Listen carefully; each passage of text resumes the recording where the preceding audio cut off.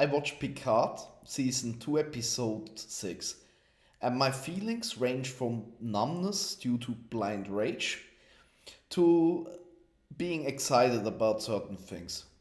But let's talk about it more in detail.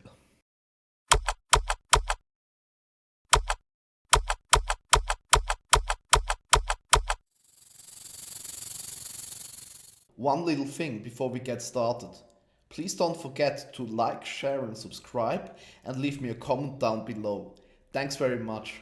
One of the little but really annoying details is the fact that Rios is smoking cigars habitually. While you could, of course, argue that smoking has not gone extinct as claimed by many Trekkies, since we can see, for instance, in the Wrath of Khan on the bridge in the 23rd century, still a smoking prohibited sign on the bridge. There is basically never anyone shown in Star Trek in any other show who has this particular addiction. In my opinion, they also missed the big opportunity to go more into detail of Rios' backstory and make him more interesting.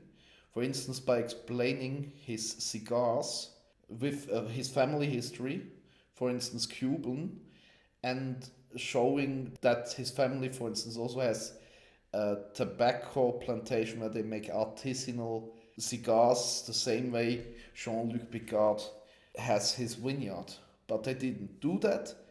They just mentioned that he's replicating his cigars. It's real, Rafi. It's a big loss. Instead of making him similarly interesting like Picard, they cheapened his character by just making him a normal smoker who just gets his drugs from the replicator. That makes the whole thing with smoking on the bridge even more infuriating, considering that the proof, or at least an indicator, that smoking has not yet gone fully extinct even in the 24th century, although it's not that prominent and widespread anymore like in the current days. The same proof also shows us that he's in gross violation of Starfleet code by smoking on the bridge, considering that smoking prohibited sign says clearly that smoking is prohibited on the bridge at all times. Starfleet is kind of like the Navy of the Federation in the 24th century. Although Star Trek plays in a libertarian utopia in a post-scarcity society where you do not have to actually conduct business in order to survive, but can instead just focus on self-improvement and becoming the best of yourself you can be. Doesn't mean that there are no rules. The Federation starships, specifically Starfleet, has a military structure and requires a certain amount of discipline of the crew. It's not the Salvation Army or some hippie camp. It has military structures, and that means you cannot just ignore rules as you feel like. Like Burnham with, oh yeah, let's start a mutiny and then start an interstellar war which kills like 2/3 of the Federation citizens. Those people writing this show have no fucking idea about the chain of command. They should hire some veterans who know about how to follow orders and put that into that story. Right now, the scriptwriter room is probably dominated by some spoiled brats who never had to follow an order any single moment in their life. That's probably the explanation why Ensign Mount was the only convincing Star Trek character in all of this burning dumpster fire called New Trek, because he has military background and history and knows how the chain of command works. You know what the chain of command is? It's a chain I go get and beat you with till you understand who's in rotten command here. Also, the lack of professionalism depicted among basically all of the characters shown in New Trek is staggering. Not a single one of them would have made it through the actual Starfleet Academy as shown in the original proper Star Trek shows. Which is shown by the total incapability of adding simple red flags as one and one together, and do not even start to suspect that Agatha might have been compromised during her time with the Borg Queen. May it be talking to herself on the comm. You're welcome. If you don't shut up, with super strength, as he notes. It doesn't occur to them that something might be wrong with her, not even when she starts her little singing routine as a distraction. This odd behavior, no red lights go off. Are you fucking kidding me? Besides that, the whole trope of enemy in your body controlling you seems to be kind of a rip-off from some show, but I'm not certain which one it was. But it reminds me of something.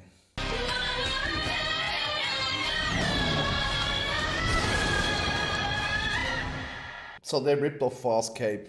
The whole crew is absolutely incompetent, stupid, and wouldn't make it through Starfleet Academy, including that character which is supposed to be Picard. Everyone just does drugs.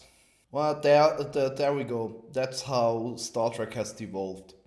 From an optimistic outlook to the future, a post-scarcity libertarian utopia, to a world with absolutely incompetent members of a militaristic organization.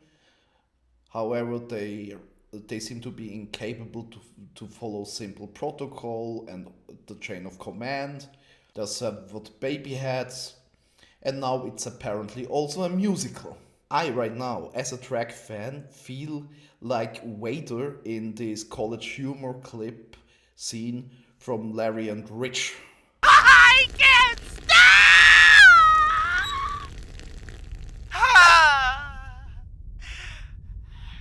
How are you doing? Not sure about that. You know, I'm sort of numb with rage. I'm gonna go process this. Good day.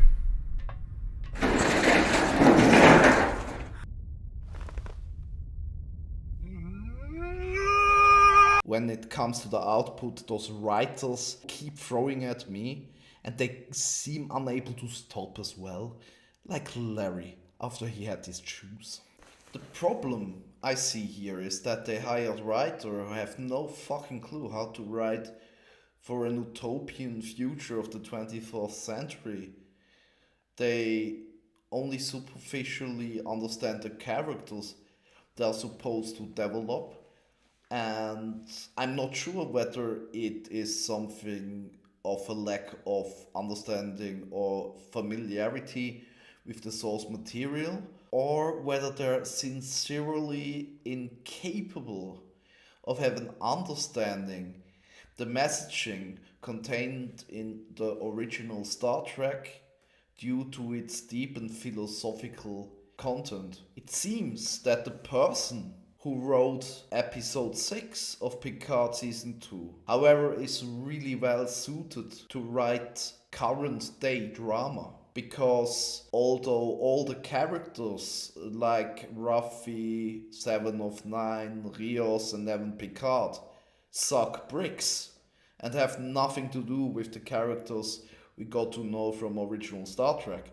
Adam Zoom has been portrayed really nicely, the way as I would expect from someone who brings upon humanity the Armageddon of genetically modified power-hungry superhumans. I have to say that I really loved the way Adam Zoom was written and portrayed by Brent Spiner.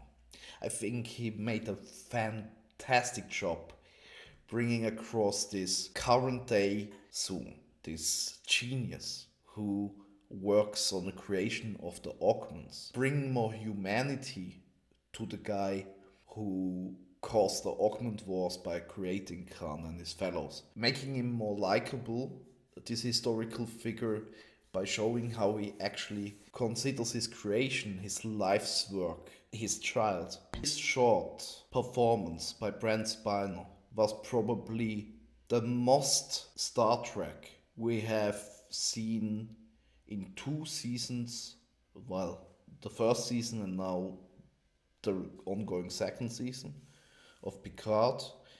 It is more Star Trek than anything they did in Discovery. It shows us that even someone like Adam Zoom, although he might be painted as the devil in history books for unleashing the augments onto humanity, had motivations as a human, he had emotions, he had reasons for doing what he did, and he felt as if he is doing something great for humanity. He considered these augments his children and was caring for them, and it was part of his life's work of improving humanity.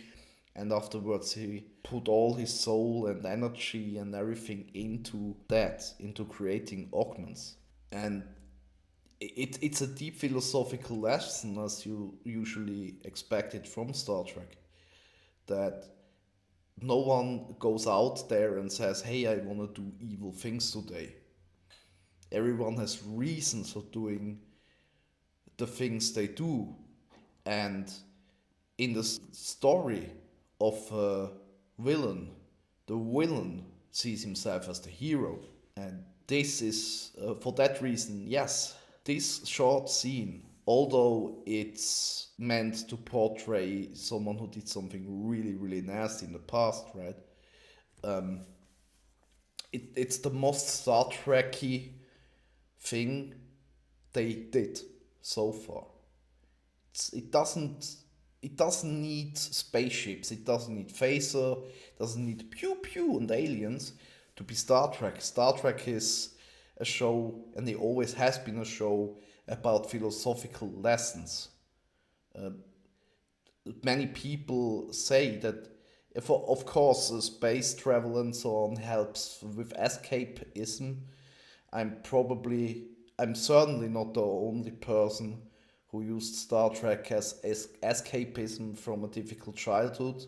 Yesterday I saw a video from Heels versus Babyface, and for him, in his life, in his childhood, Star Trek played the same role as for me. For many people, watching Star Trek during their childhood was important for the formation of the moral compass. And so yeah, that's the value of Star Trek. It's not just pew pew and pure fantasy escapism, but it also teaches you moral values. I really hope Brent Spiner puts a lot of energy into lobbying and gets the Zoom series off the ground, because I'd love to watch a show about Adam Zoom, how he makes those augments, how it leads to the Augment War, then World War III with nukes, and maybe even the drugged soldiers, right?